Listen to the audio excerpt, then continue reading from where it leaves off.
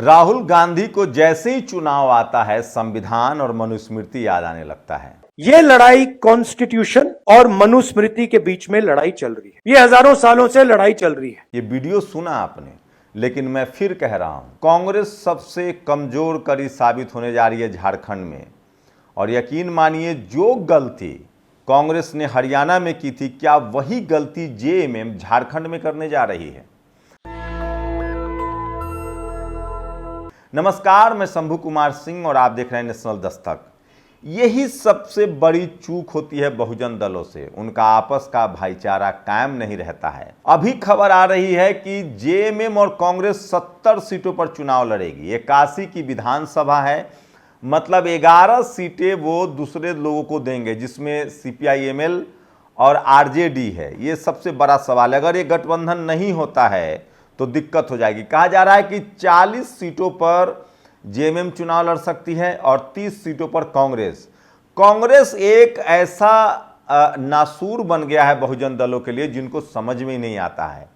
मैं दावे के साथ कह रहा हूं, महाराष्ट्र में अगर कांग्रेस बड़े भाई की भूमिका में होती है या झारखंड में बड़े भाई की भूमिका में होती है, तो यकीन मानिए झारखंड में एक बड़ी लीड देने जा रही है बीजेपी को जेएमएम। मुझे लगता है, सोचिए, बीजेपी को देखिए, बीजेपी ने वहां आजसू से गठबंधन किया है, जो कि झारखंड की पार्टी है। चिराग पासवान को सम्मानजनक सीटें मिलने जा रही है। उसके बाद बीजेपी लड़ रही है, चंपई सोरेन उसके पाले में है, बाबूलाल मरांडी उसके पाले में है, ये तमाम बड़े नेता उनके पाले में है। हेमंत सोरेन से गलती तो नहीं हो रही। मुझे लगता है आज जिस तरह से तस्वीरें सामने आई थी, तेजस्वी यादव हेमंत सोरेन से मिले, राहुल गांधी ने भी आज वहां प्रोग्राम किया। अगर आरजेडी गठबंधन में नहीं रहती है तो यकीन मानिए बड़ा नुकसान होगा, क्योंकि जेडीयू को भी कुछ सीटें जो हैं वो बीजेपी दे सकती है झारखंड में। तो बीजेपी की जीत का यही राज है कि वो सिंबॉलिक राजनीति करती है और अपने गठबंधन का पूरा सम्मान करती है और उनको सीटें भी देती है। अगर ऐसा नहीं होता है झारखंड में तो जेएमएम के लिए बड़ा खतरा है। हम लोग सिर्फ आगाह कर सकते हैं। तो बड़ी खबर यह है कि कांग्रेस को 10 से 15 सीटें देना ज्यादा कारगर था। मैं एग्जांपल दे रहा हूं, झारखंड के तरह ही जम्मू कश्मीर में कांग्रेस को 30 सीटें लगभग मिली थी, लेकिन उसने सारी सीटें गंवा दी। वो तो गनीमत रहा कि 50 सीटों पर एनसीपी करीब चुनाव लड़ रही थी और वो जीतने में कामयाब हुई और बहुमत के पास गई। तो कांग्रेस के पास कोई अपना जनाधार नहीं है, और अगर कांग्रेस को ज्यादा हेमंत सोरेन सीट देते हैं तो वो उनकी सबसे बड़ी गलती होगी।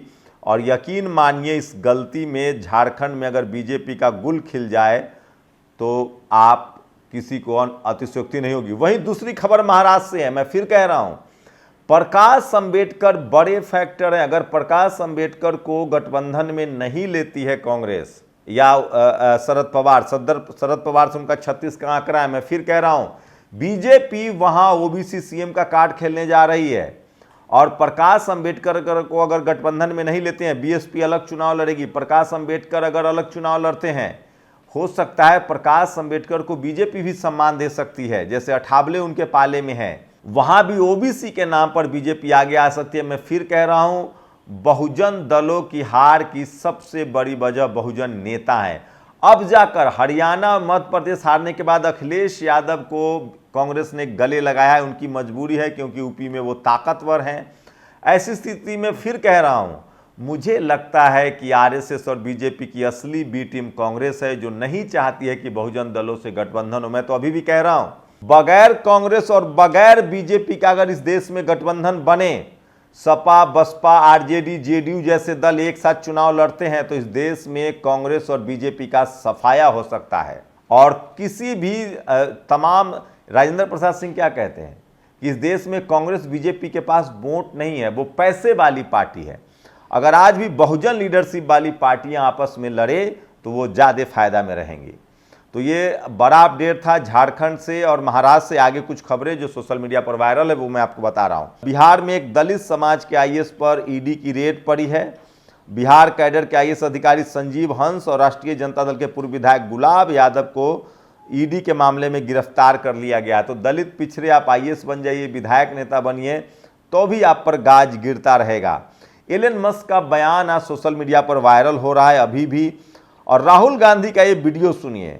सबसे बड़ी ऑपोजिशन पार्टी के बैंक अकाउंट बंद कर दिए, तब भी हम लड़े, सच्चाई के साथ लड़े, संविधान के साथ लड़े। मोदी सरकार ने चुनाव में कांग्रेस पार्टी के बैंक अकाउंट बंद कर दिए। कांग्रेस भी ये सब करती रहती थी, कोई नई बात नहीं है।